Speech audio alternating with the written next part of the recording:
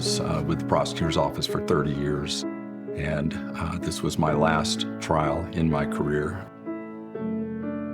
Being a prosecutor has a lifelong effect on you. There has to be some way to come back to humanity and put the violence aside. This was an aggravated murder case. The victim's name is Gloria Choi. She was a hardworking mom, a good role model, and Gloria's parents talk about how she was kind of their angel. She spent most of her life working in the family business of running hotels. She came off very shy and quiet, but she was nothing of those. She was passionate about her family and her son, had hopes and dreams for herself. What we know is there were 4 calls placed to law enforcement in the final 48 hours before she was killed. This person continues to stalk her, has slashed her tires, has stolen thousands of dollars worth of property. She called for help, and she was deprived of help that she's entitled to under the law time and time again. The evening that she was murdered, she was going home, actually just taking a break to eat dinner. He was right behind her when she left. He knew everywhere she went. 911, what's the location, sir? I don't know where I am, but I'm scared to get out of my car. He forced her vehicle off the road. She doesn't know at that point who this is, and she's not able to drive anymore. Let me get police online with us, okay? To see a street sign. Your call was in. I'm right in front of the Cloverdale Court. And he approaches her vehicle, and she notices he has a gun. Hello, can you hear me? All of a sudden, we heard a rapid fire, about 7 or 8 shots, and he just unloaded, and I was just in shock, and saw him disappear, and I then ran over and called the police. There's a pickup there against the telephone pole with its lights on, motor running. I don't see anybody in it. So you heard 3 pops? No, we heard a lot more than that. So in all, 14 shots. Just riddles her car with bullets, right? He's close range. He's shooting right through her driver's side window. She should have been protected, and she wasn't. Do you blame the police for not taking better care of your friend? I do blame the police for not taking it seriously. You have a perpetrator who's escalating. Any law enforcement officer who's following the training would know this woman was in incredible danger.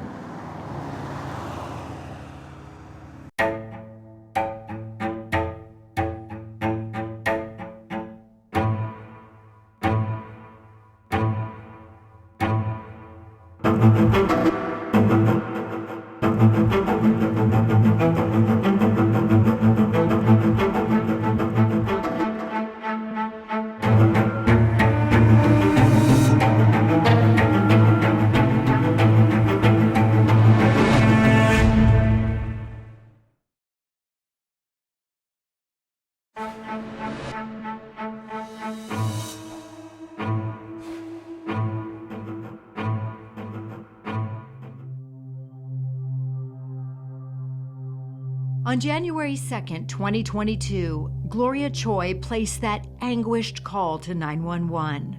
I don't know where I am. I'm scared to get out of my car. Yeah. He's got a gun. Seconds later, Can you hear me? multiple shots are fired. The audio is too graphic to play in full. It lasts about 2 minutes, and dispatchers are trying to make sense of what they just heard. Hello, can anybody hear me? Hello? Officers from the Lakewood Police Department in Washington arrive within minutes. One of the officers that approached, you can see him trying to get to her quickly, and the doors are locked. Former Pierce County Prosecutor Greg Greer describes what first responders did. We either bust that window after I took pictures already, or we bust that. They bust out a rear window smartly, wisely, so they can preserve the evidence. And they're able to extricate her pretty quickly. And did you see them pull out the victim at all? Or? I did, yeah. Terry Estevold gave police a detailed description of what he witnessed. And I was probably 30 feet away, and they put her on the ground and worked on her hard for several minutes. Had to be hard for you to witness that. It's terrible, and it still bothers me a lot to this day, just thinking about it. Gloria was pronounced dead a short time later at a nearby hospital. Brianna Eberly soon heard the news that her best friend had been killed, but she couldn't quite accept it. And I repeatedly called Gloria's phone over and over again. No answer, no answer, no answer. And then I called her dad, and then he finally answered. And I remember asking him, is it true? Is she gone? Is it true? And he said, yeah, she's gone.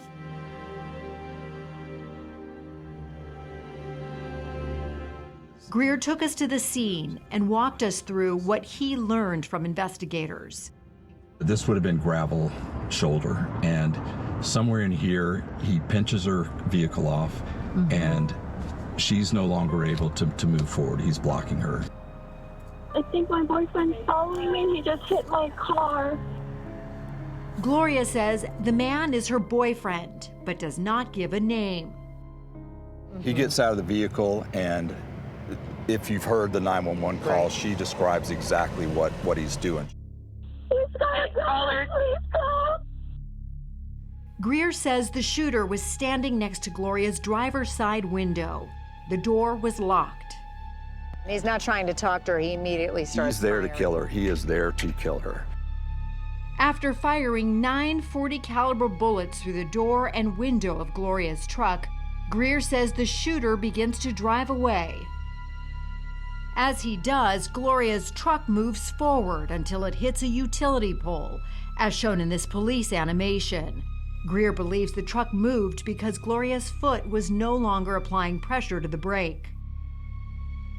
He doesn't know whether she's alive or not, is what we believe is going through his mind, because the vehicle's no longer where it was. That's 60 yards west of where it was when he first shot her. The shooter makes a U-turn and comes back around to Gloria's truck. He pulls his truck alongside so that his driver's side window is now next to hers. And this time, he does not bother to get out of his car, Greer says. And he rolls his window down 5 more shots, just to make sure. 9 wasn't enough, 5 more. Then after he's finished that, he immediately takes off. After firing 14 shots and hitting Gloria at least 10 times, prosecutors say the shooter disappears into the night. The first big break in the case came from one of the first officers at the crime scene. One of the officers, she notices this lanyard that's on Gloria, and she sees her name, and that hits her hard. Gloria's lanyard was from a nearby Holiday Inn where she was the manager. Just days earlier, that officer took a report from Gloria after she called 911. Gloria said her ex-boyfriend had been following and harassing her. And now they had a name, Billy Rickman. And that becomes a lead to understanding what happened. Greer says a detective subpoenaed Rickman's phone records. Even without having his phone, police were able to read his text messages. At one point, he says where he is, and it's the home motel. The detective rushed to the motel, which is a 6-minute drive from the murder scene. Greer says the desk clerk told the detective that days earlier, Rickman attempted to sign in with a fake name, but the clerk insisted on proof of identity. We have him on surveillance video getting back to the motel. That was after the shooting, says prosecutor Corrine Schneff. He appears in a hurry. He gets out of his vehicle and he immediately starts wiping down the side of the vehicle that might have any kind of evidence of gunpowder residue. You can see him on the phone. He's contacting people.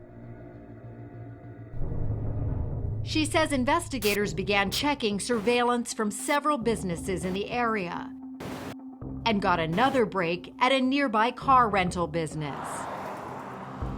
This picture is very clear. Enterprise had great video. Here, there's no denying who that is, looking at that, yeah. Rickman rented a Chevy Colorado using his real name. It is the same vehicle in the motel video, and the same vehicle police believe Rickman used to run Gloria off the road. The Lakewood police put out an alert for Billy Rickman, but in the days that followed, he was nowhere to be found.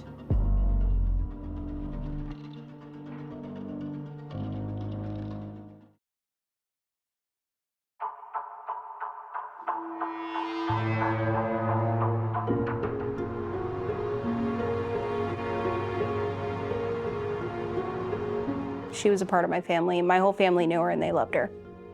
With Billy Rickman on the run, police questioned Gloria's friend Brianna Eberly about Rickman's relationship with Gloria. Brianna had known Gloria since 2018, when she hired her to help out at the Oyo Hotel, which was owned by Gloria's parents. She wanted to please her parents to the best of her ability. She was their lifeline. She did it all, and she did it all with grace. Absolute grace. Gloria was the single mother of a 7-year-old. It's all about her kid. She was very fierce when it came to her son. And in May 2021, Billy Rickman checked into the hotel from California, a mystery man with a larger-than-life personality. Brianna says it didn't take long for Rickman to notice Gloria. Gloria was coming into the office. He walked up and introduced himself. He's like, "You're very pretty." And she goes, "Well, thank you." She walked away and he's like, "Who's that?" And I'm like, "Her name's Gloria, stay away." But Rickman did not stay away, and before long, the two were texting a lot. She liked the way he talked to her and the things that he said to her. All she wanted to do is be loved by somebody. And Rickman made it seem like he could be that guy, says Megan Driscoll, the Choi family's lawyer. He really came across as this nice guy, love bombed her, meaning he's giving her gifts and kind of showering her with kindness. Weeks after meeting her, Rickman sent Gloria this text. "You're the light to my day every day. You make me feel so sexy and special, and I thank you for that. I want you. I want to be with you, Gloria Choi. I can't wait to see what life has in store for us. My heart is yours." How was he with her son? Gloria's friend, Jacob Blue. And what she liked about Rickman is that he had a lot of masculine energy that he was showing them. Billy and her son had a very instant connection because he was like a kid himself, you know? Within weeks, Gloria and Rickman became a couple, and he began staying in her apartment at the Oyo Hotel. Brianna says Gloria's father did not approve of the relationship. And our parents basically drew a red line and said he can't be staying here at the hotel anymore. Gloria's father wanted him to move out. And Rickman went and approached her parents and told them he's not going anywhere and that Gloria is now his, and if they don't like it, they can leave. Wow. Her dad basically gave her an ultimatum. She could stay on as the manager or she could leave. And she chose to leave. Gloria, her son, and Rickman moved to an apartment in the town of Tumwater in September 2021. And her heartbroken parents chose to sell their hotel. That's when Gloria took a new job as manager of the Holiday Inn Express in Lakewood, right next to Tacoma. She was still very happy with what she had, but it didn't last long, that happiness. Gloria told Brianna that Rickman had big dreams, but no way of making them come true. And Gloria's like, "Well, who's gonna fund all of this? You're not. You don't have a job.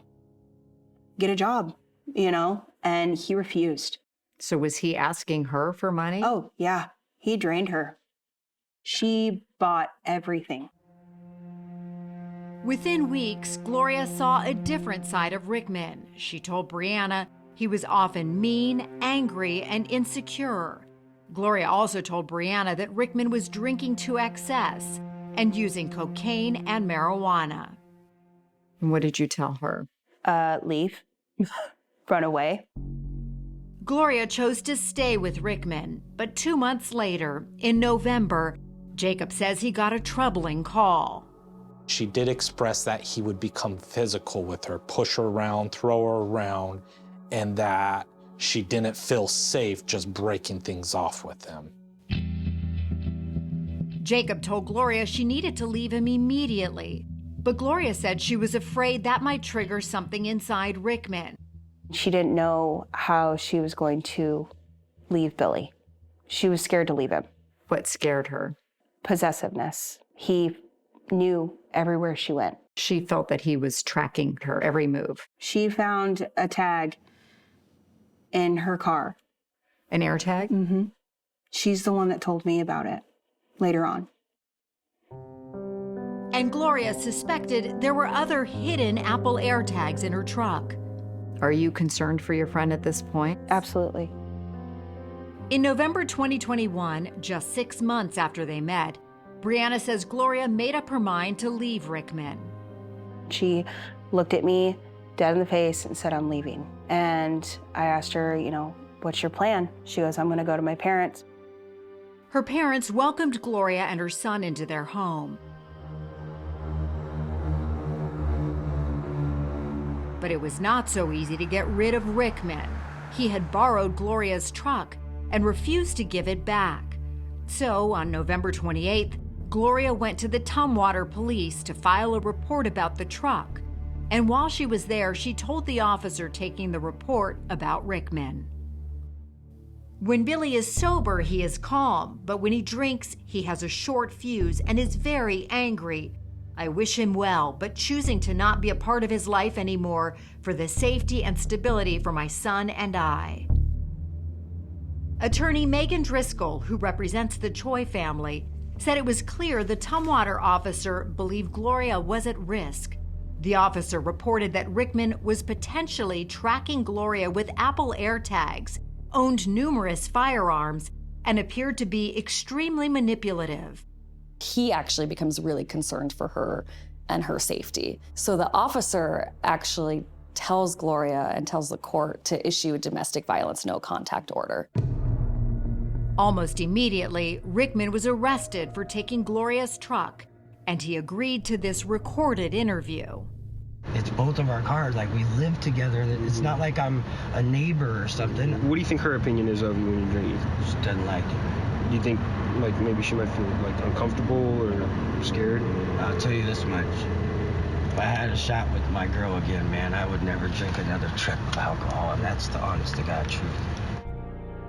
Rickman was jailed for 3 days for taking Gloria's truck. And on December 1st, 2021, he was brought before a judge who slapped him with a strict no-contact order. But Brianna says the order did not faze Rickman. The day he got out of jail, he told Brianna he was unconcerned with the legalities. He didn't care. He was like, so? I'm still going to talk to her.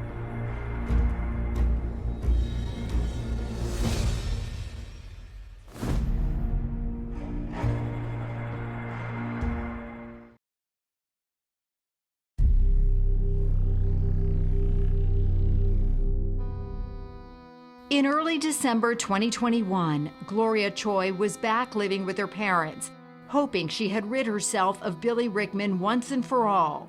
But Brianna said Rickman had other ideas, as he told her the day he got out of jail for taking Gloria's truck, which had been returned to her.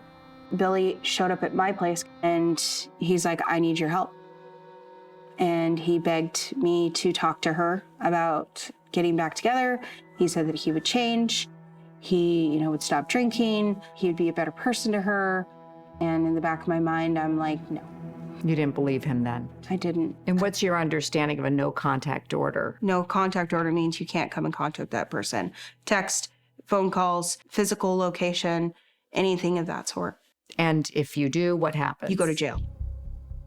Brianna told Rickman that he'd be arrested if he broke any of those conditions. But 2 weeks later, she got a call from a friend telling her Gloria was hiding from Rickman in the bathroom of this coffee shop. Brianna wasted no time getting there. As I was pulling in, I saw Billy Rickman's car was parked over there. We made eye contact. I went to the bathroom and knocked on the door, and she opened it. She knew that Billy was here. It was another reminder to Gloria that Rickman seemed to be tracking her every move. And you said she was very emotional, locked into the bathroom. She was petrified. She was crying. She was shaking. She refused to come out until she knew he was gone.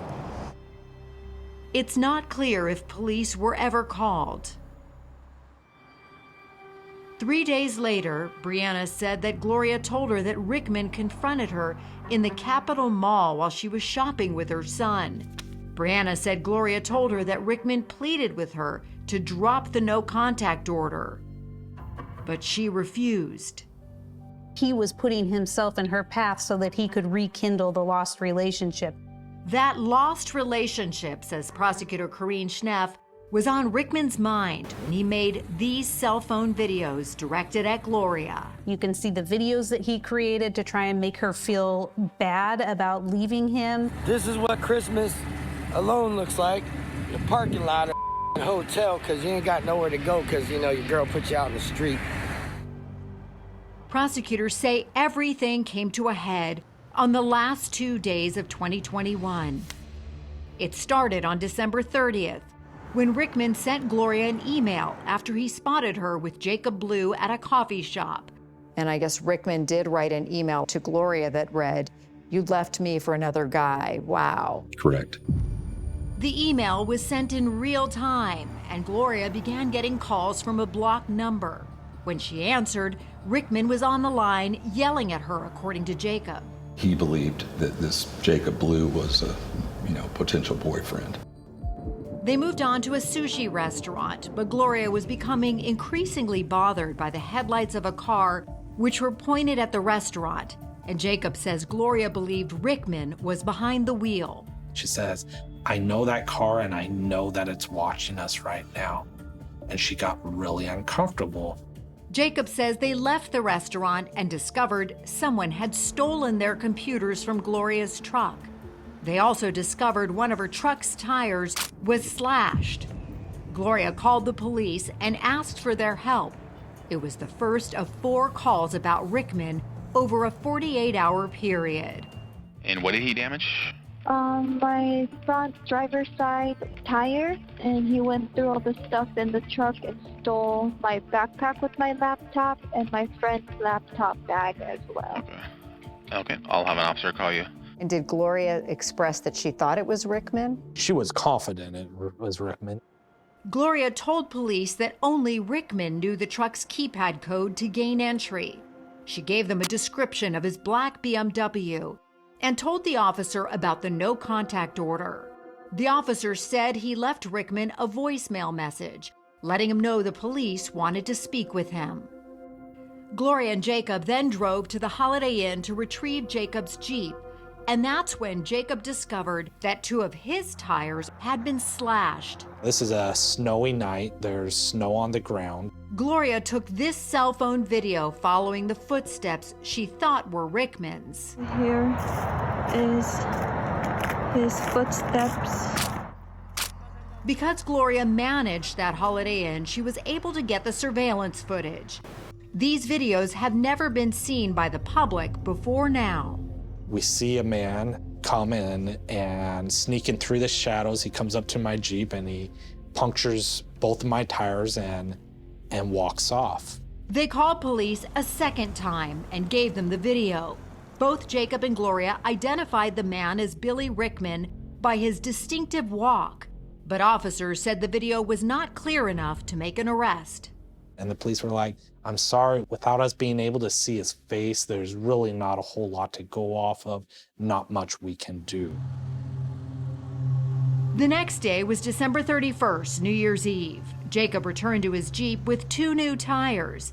That's when he and Gloria discovered the other 2 tires were now slashed. That prompted a 3rd call to 911. What are you reporting? Vandalism on my vehicle by a stalker. Once again, the surveillance footage showed the man Jacob and Gloria believed was Rickman slashing the tires. But police again said the video was not clear enough for them to make an identification. Then on New Year's Eve, there was a fourth call to 911, this time by the desk clerk at the Holiday Inn. He spotted the tire slasher again, puncturing the tires on Jacob's Jeep. The desk clerk chased after him, recording this video at the same time he was calling 911. He took all of his license plates off. He's driving a Chevy Colorado. He's got one line out.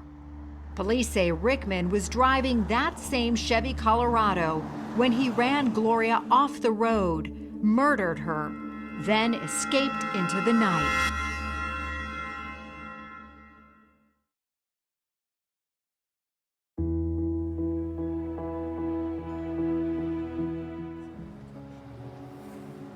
Billy Rickman was able to elude police for 4 days until January 6, 2022.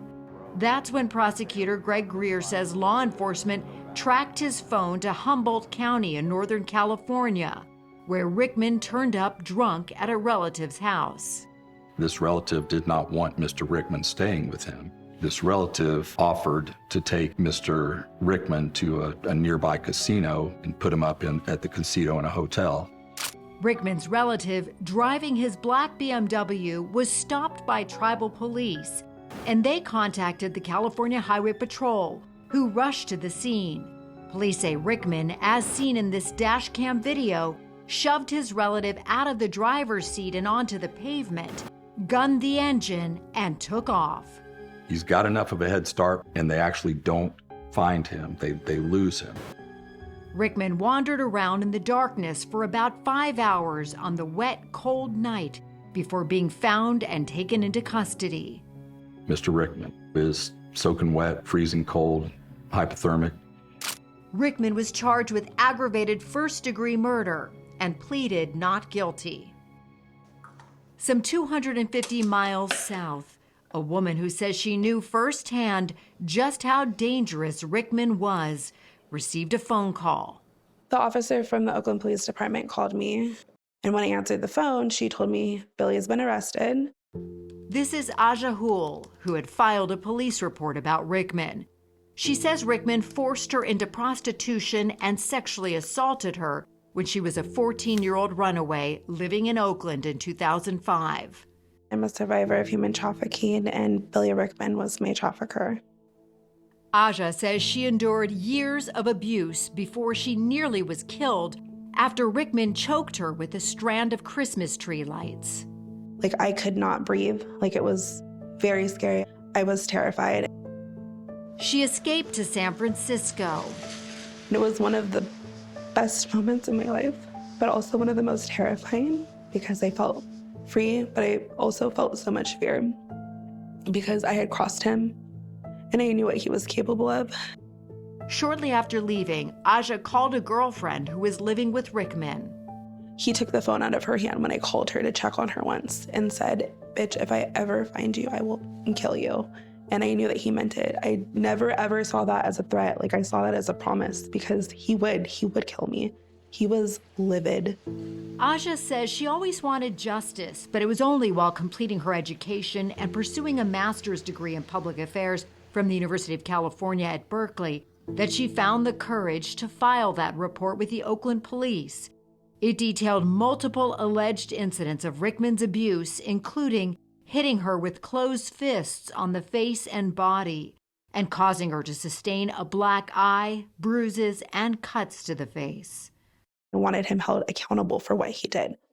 Oakland police put out an arrest warrant for Rickman in 2021 in Alameda County, but by that time, he had left California. Washington state prosecutors say they never saw the warrant.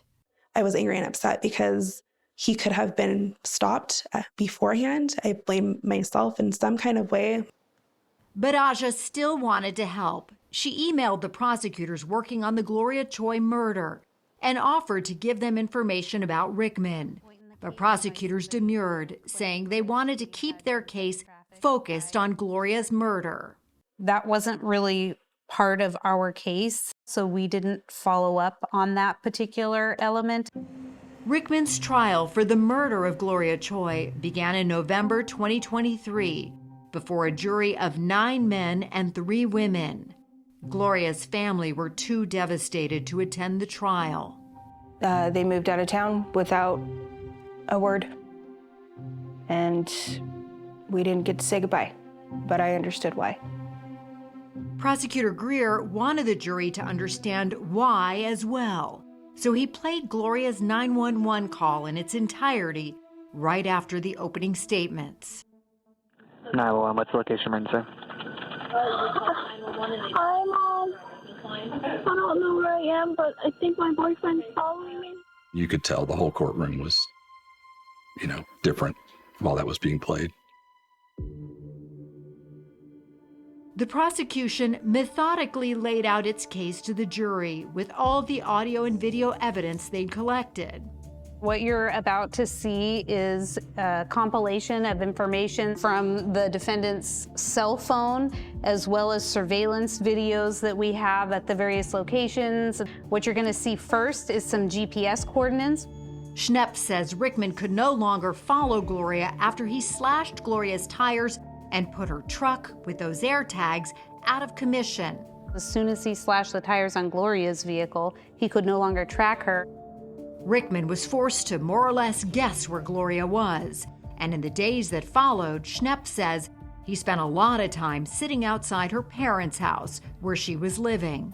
So all of this is breaking this no contact order, right? Yeah, he probably every letter of the no contact order he violated. He's just constantly going back to her house. Is she there? Is she at her house? It's crazy to see this like this. Sometime around 6 p.m. on January 2nd, the night of Gloria's murder, Schnepp says Rickman turned off his cell phone and didn't turn it back on until he was at the home motel immediately after the murder.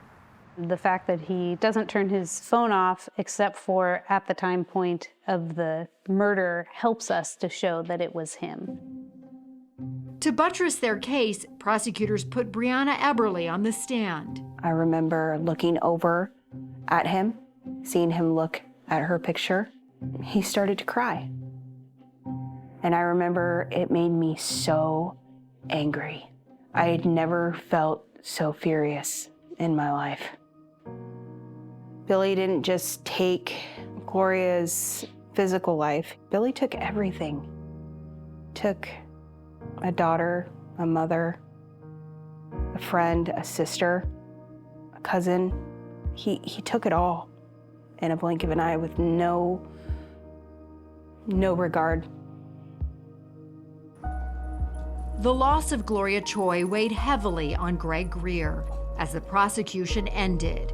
He knew this was going to be the last case of his career. He was surveilling, he was stalking, he was hunting that night. Absolutely.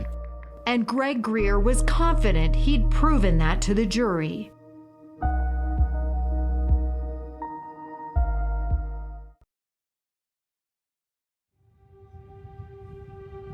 When it was time to present Billy Rickman's defense, his lawyer did not call any witnesses and did not put Rickman on the stand.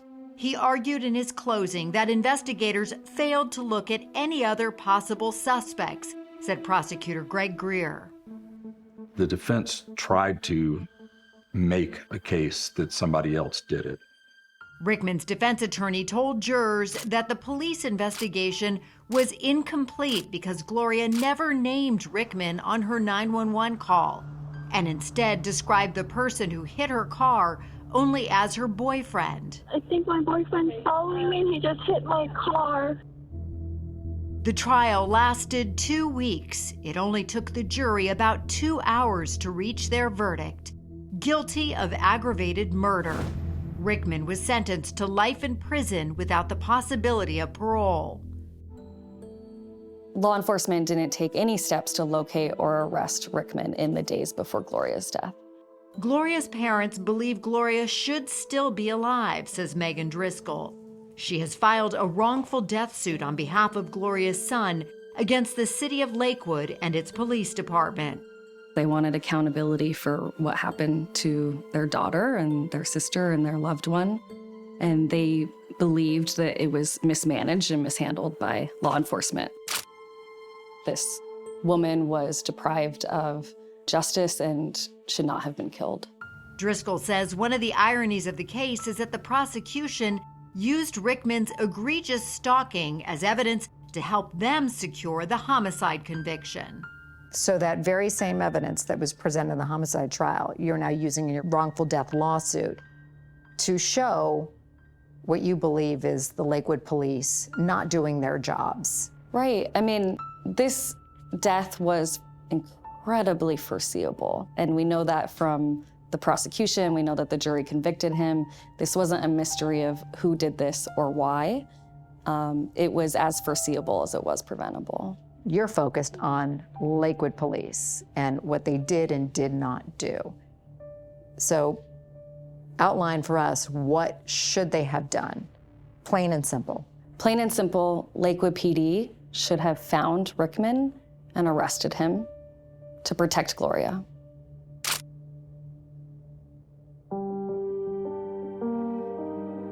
My name is Russ Hicks. I'm a retired law enforcement officer. I was a lead instructor for domestic violence for many years. Russ Hicks was hired by Driscoll as an expert witness, in part because he has a special connection to the case. So I know they received the proper training because I was their instructor at the police academy. And I taught the 3 officers that were involved in this case. And Hicks says those officers failed Gloria. One example, one of the Lakewood officers says he left a voicemail for Rickman, which Hicks considers a mistake. I think it conveys a message that we're not taking this seriously and we're not looking for you, just saying that we'd like to talk to you.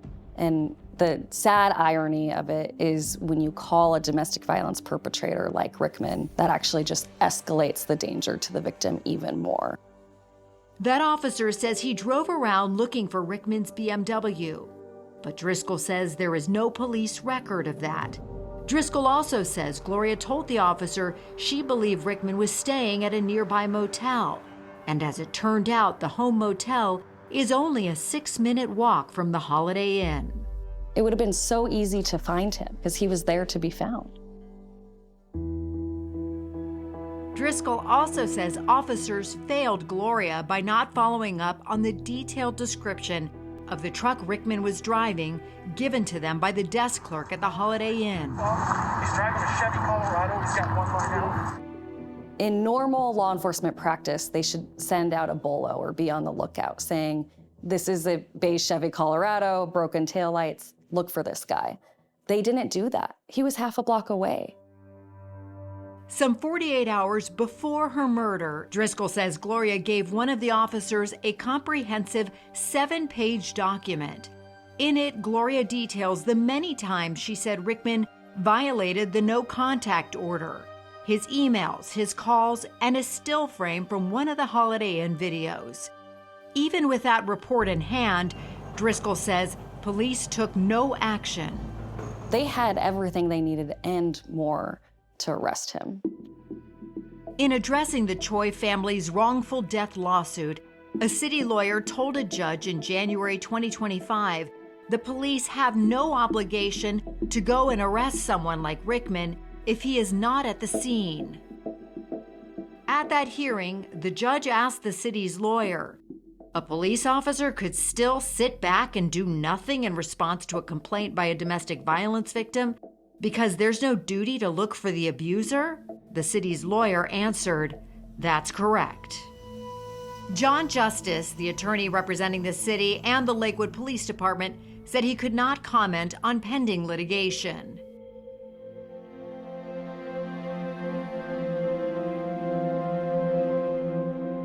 Tell me a little bit about how she changed your life. She always reminded me that I was a good person, no matter what, and that I was a good mom, because I doubted myself a lot. And she reminded me every day that I was good. How much did that change you in your self-worth? So much. More than I could probably describe. It gave me hope.